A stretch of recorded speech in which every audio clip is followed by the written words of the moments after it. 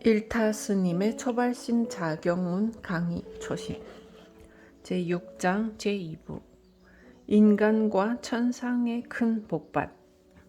항상 불법을 만나기 어렵다는 생각을 일으키면 돛 닦는 업이 늘 새로워질 것이요, 항상 경사스럽고 다행하다는 생각을 일으키면 마침내 물러나지 아니하리라. 이와 같이 오래오래 하다 보면 자연히 선정과 지혜가 뚜렷이 밝아져서 자신의 마음자리를 보고 환과 같은 자비와 지혜로서 모든 중생을 제도하여 인간과 천상의 큰 복받이 되나니 모름지기 간절히 힘쓸지어다. 항상 시작하는 마음. 이제 보조국사의 개초 심학 입문 강의도 끝에 이르렀습니다. 끝까지 시작하는 마음, 곧 초심을 잘 모아주시기를 당부드리면서 마지막 강의를 시작하겠습니다. 일찍이 부처님께서는 4가지의 어려움을 말씀하셨습니다. 사람으로 태어나기 어렵고, 사람으로 낳더라도 남자가 되기 어렵고, 남자가 되어 있더라도 불법이 있는 세상에 태어나기 어렵고, 불법이 있는 세상에 태어났더라도 직접 불법을 믿기는 어렵다. 이 4가지의 어려움을 사난득이라고 합니다. 이 사난득 가운데 가장 쉬운 것은 사람으로 태어나는 것입니다.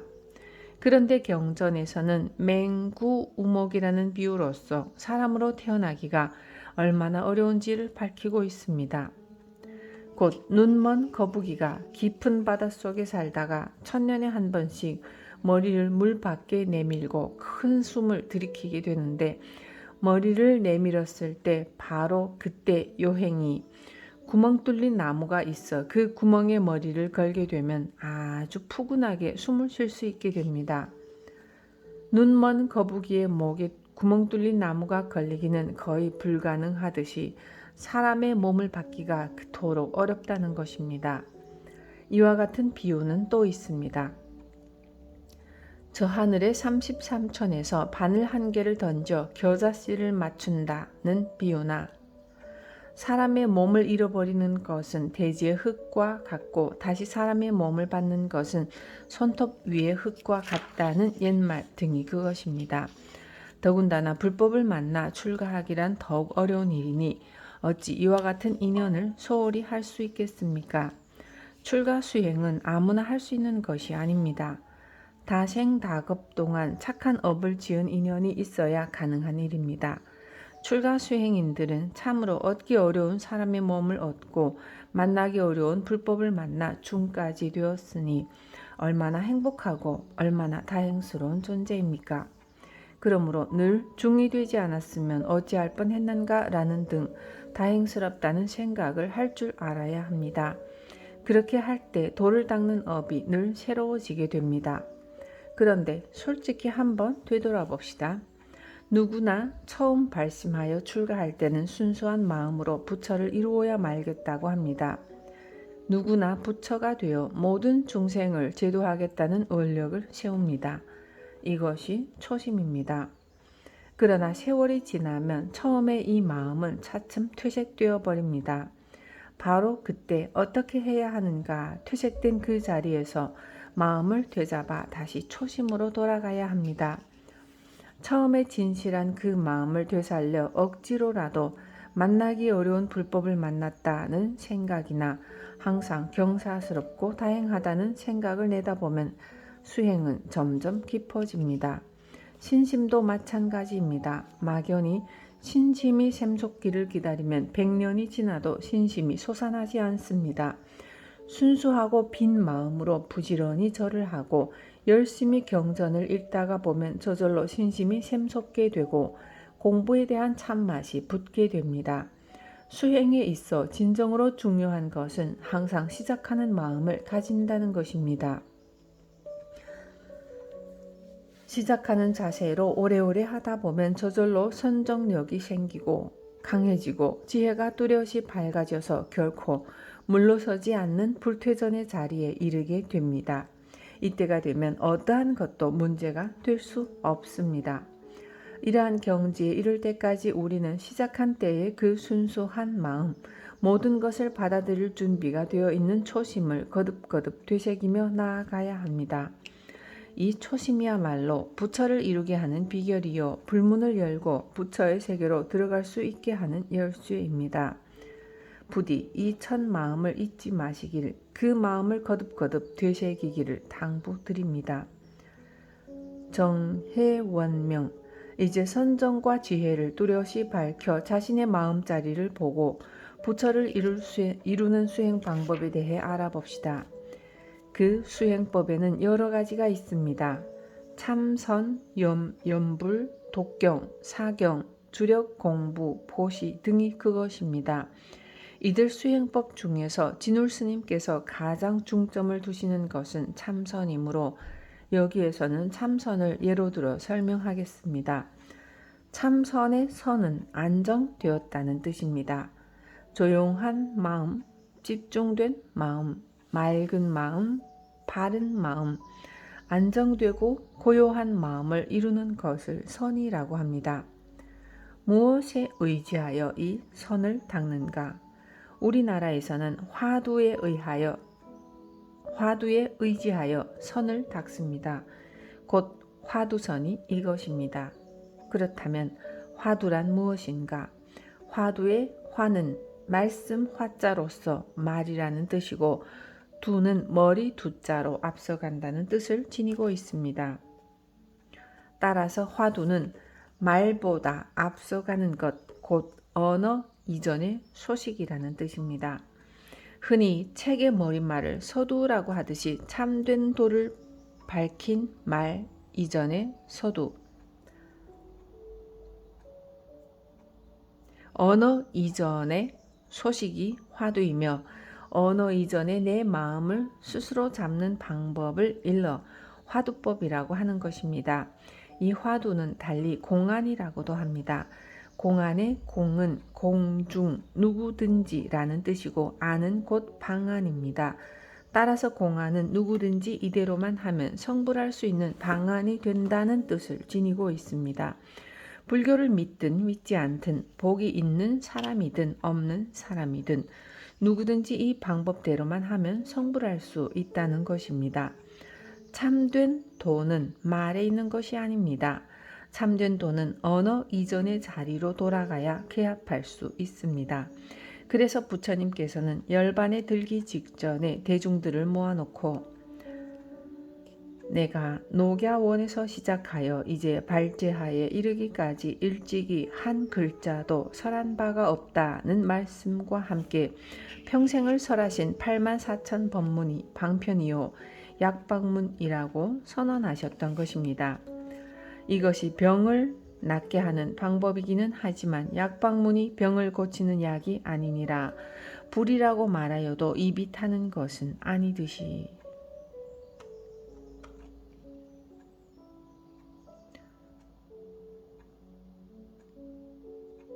차시, 제시, 의방,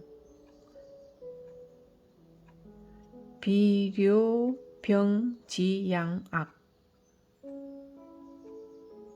도화, 미증, 소각구. 아무리 약방문이 많다고 할지라도 그 약방문으로 병을 낫게 할 수는 없습니다. 약방문을 보고 자기 병에 맞는 약을 지어 먹을 때에만 병이 낫게 되는 것입니다. 서로 팔만대장경을 다 외웠다 할지라도 그것은 약방문을 외운 것일 뿐 약 그 자체는 아닙니다. 하지만 약방문을 모르더라도 약만 먹으면 병은 나을 수 있습니다. 그 약이 바로 언어 이전의 화두이며, 화두를 참고하는 참선 수행법이 그 약을 먹는 일인 것입니다. 선종에서 최초로 나온 화두, 선종 제1공안인 영산회상거염화는 우리에게 염화시중의 미소로 널리 알려진 화두입니다. 어느 때 부처님께서 영축산에서 설법을 하고 있을 때 하늘에서는 4가지 종류의 꽃을 뿌려 공양하였습니다. 이때 부처님께서는 아무런 말씀 없이 한 송이 꽃을 들어 대중들에게 보였습니다. 그러나 그 자리에 모인 수만 대중들은 부처님께서 무슨 뜻으로 꽃을 드셨는지를 알지 못하여 어리둥절해 하였고 오직 부처님의 큰 제자인 대가섭존자만이 빙그레 미소를 지었습니다.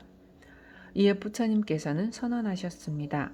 나에게 있는 정법 안장, 열반 묘심, 실상 무상, 미묘 법문, 불림 문자, 교회 별전, 직지 인심, 견성 성부를 마하가섭에게 전하노라.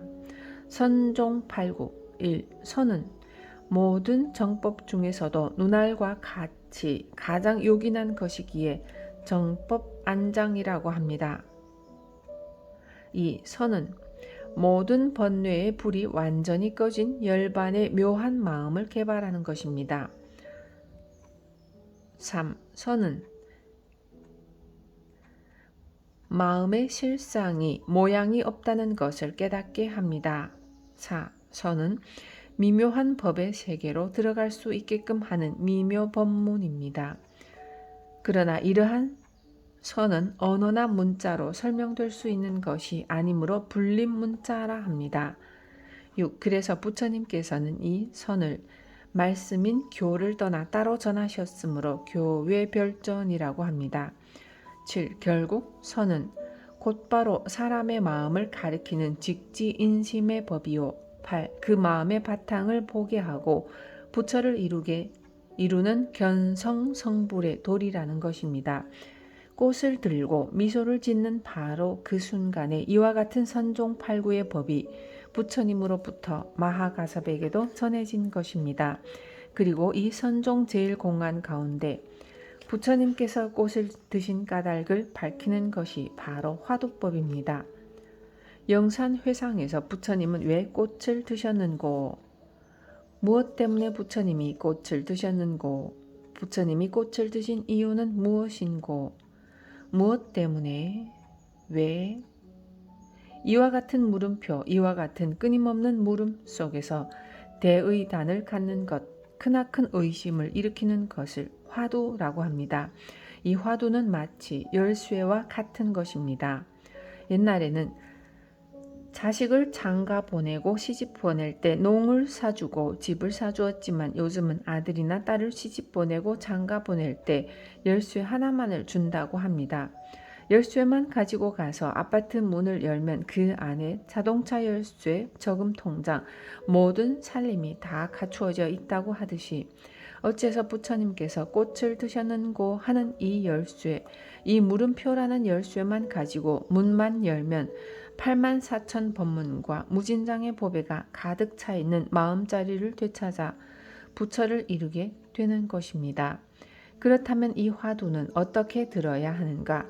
참선 공부를 하는 사람은 이것을 매우 궁금하게 여깁니다. 그러나 화두 드는 법에는 특별한 요령이 없습니다. 일념으로 간절히 참고하는 것, 이 방법 외에는 별다른 요령이 없습니다. 간절절, 이것이야말로 화두법문, 참선 법문의 가장 요긴한 방법입니다.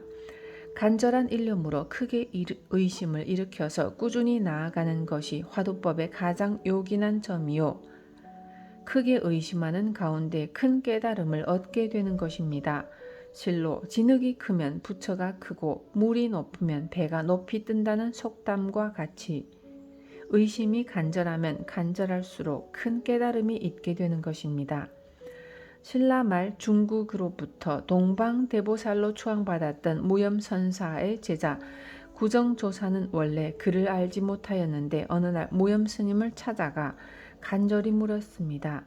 어떤 것이 부처입니까? 즉심이 불이니라. 즉심시불. 워낙 무심한 구정선사였는지라 즉심이 부처라는 스승의 말을 집신이 불이라는 말로 알아듣고 말았습니다. 집신이 불, 집신이 부처라고? 조금은 이상한 듯 하였으나 스승을 지극히 존경하고 있었던 구정선사는 그 말을 그대로 받아들였습니다. 우리 스님은 부처님 같으신 분인데 허튼 말을 했을 리가 없다. 부처를 물었는데 어째서 집신이라고 대답을 하셨는고? 집신이 어째서 부처인고?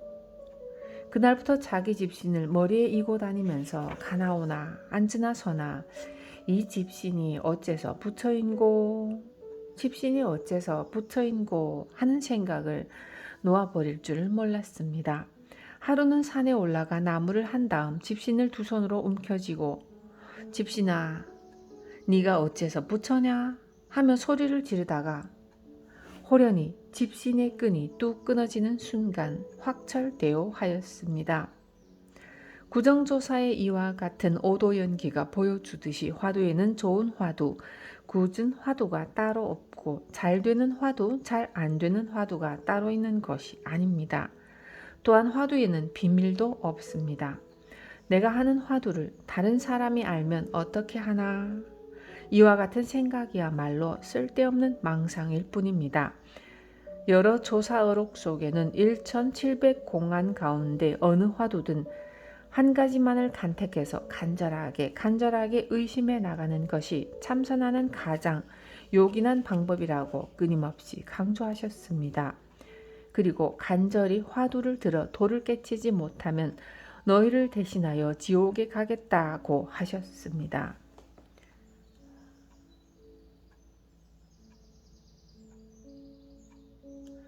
화두 가운데 의심이 끊어지지 아니하면 이것을 진짜 의심이라 하나니, 진짜 의심이 일어날 때는 점차에도 속하지 않고 앞뒤가 끊어져서 동과 서를 분별하지 못하고 남과 북을 가리지 못하게 되느니라.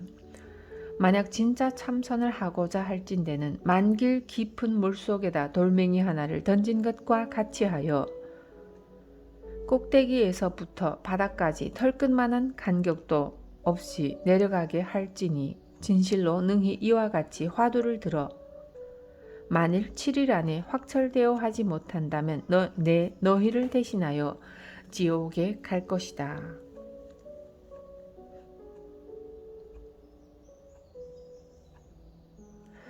고봉화상의 선요에 있는 이 말씀처럼 진짜 참선은 여러 날 할 필요가 없습니다. 7일 이상 할 필요가 없는 것입니다. 어떤 것이 진짜 참선인가? 밤이나 낮이나 잠을 자나 꿈을 꾸나 항상 화두가 또렷이 들리는 경지가 진짜 참선의 경지입니다. 그와 같은 경지에 이르면 누구나 7일을 넘기지 않고 확철되어 하게 됩니다. 부처를 이루고자 하거든 모름지기 마음을 모으고 정신을 차려서 화두를 잡아야 합니다. 언제나 부지런히 간절하게 화두를 잡아라. 이것 이외에는 참선하는 사람에게 따로 기묘한 말이 없습니다. 오직 화두에 집중하다 보면 마음이 저절로 고요해지고 고요해지면 맑아지고 맑아지면 밝아지고 밝아지면 거기에서 빛을 발하게 됩니다. 이것이 바로 지혜의 빛이요 진울 스님께서 말씀하신 정해원명의 경지입니다. 이제 연불로서 정해원명을 이루는 이야기를 잠깐 하겠습니다. 보통 사람이 막상 연불을 하면 쉽게 집중을 하지 못합니다. 마치 녹젓가락을 가지고 계란을 잡으려고 할 때 요리조리 미끄러지고 빠져나가듯이 연불이 자꾸 달아나고 번뇌망상이 자꾸만 스며드는 것입니다. 그렇다고 하여 연불을 포기해서는 물론 안 됩니다. 흔히들 연불을 한다고 하면 목탁을 두드리며 부처님 명호를 부르는 것이라고 생각하지만 그것은 구불이지 연불이 아닙니다. 연불은 입으로 하는 것이 아니라 마음으로 부처님을 생각하는 것입니다. 만일 불보살림을 생각하는 연불이 잘 되지 않으면 송이라도 해야 합니다. 송불을 꾸준히 하다 보면 자기도 모르는 사이에 생각 염자의 연불이 이루어지게 되는 것입니다.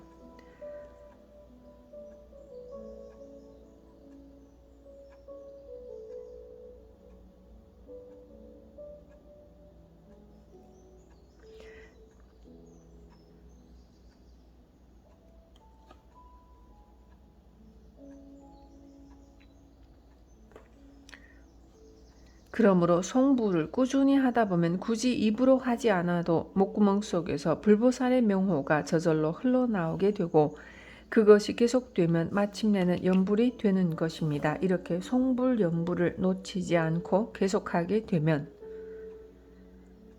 일을 하면서도 말을 하면서도 연부를 할 수 있는 경지를 이루게 되고 거듭 대용맹심을 촉발하여 연부를 하게 되면 산을 보아도 산이 아니요 물을 보아도 물이 아닌 대무심에게 들게 되는데 비로소 이를 참연불이라고 하는 것입니다. 참연불만 되면 정해원명의 경지는 진정 멀지 않은 곳에 있습니다.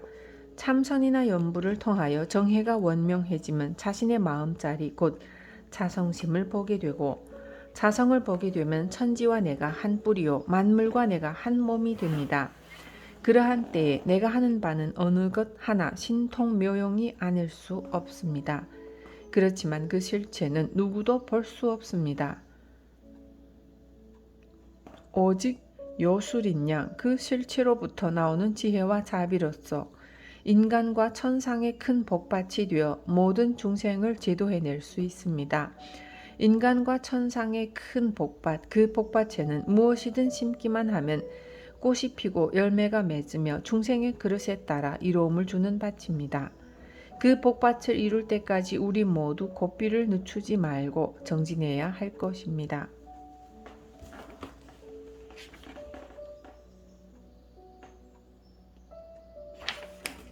이로써 보조국사 진울스님의 초심 법문과 나의 강설은 끝이 났습니다. 그러나 이 끝은 결코 끝이 아닙니다. 바로 법의 문을 열고 들어가는 방법을 일러준 시작에 불과합니다. 그리고 법의 문을 열고 들어갈 수 있는 이는 오직 나 자신밖에 없습니다. 이제 번뇌의 자리를 박차고 일어나 법의 문을 열어보십시오. 부디 어렵다는 생각을 일으켜 물러서지 말고 이들 가르침 가운데 할 수 있는 것부터 하나씩 착실히 행하면서 굳건히 닫혀있는 법의 문을 열고자 애를 써보십시오. 그러면 어느 날엔가 열쇠가 딱 맞아 들어가서 그 문이 열릴 날이 있을 것입니다. 우리 마음의 84,000 번뇌망상을 거두어서 하나로 뭉치면 성불의 길이 눈앞에 나타나고 모든 사람의 마음이 한 군데로 뭉쳐지면 세계 평화가 이룩되지 않을 수 없습니다. 간절히 바라오니 우리 불자들이 크게 분발심을 일으켜서 참선, 연불 등의 행을 실천하고 큰 깨달음을 이루어 생사를 넘어서는 대자재를 얻고 모든 중생을 성불의 길로 인도하여지이다. 초심, 이 속에 성불의 비결이 있나니 모두 다 성불하십시오. 나무 마하 바냐 바라밀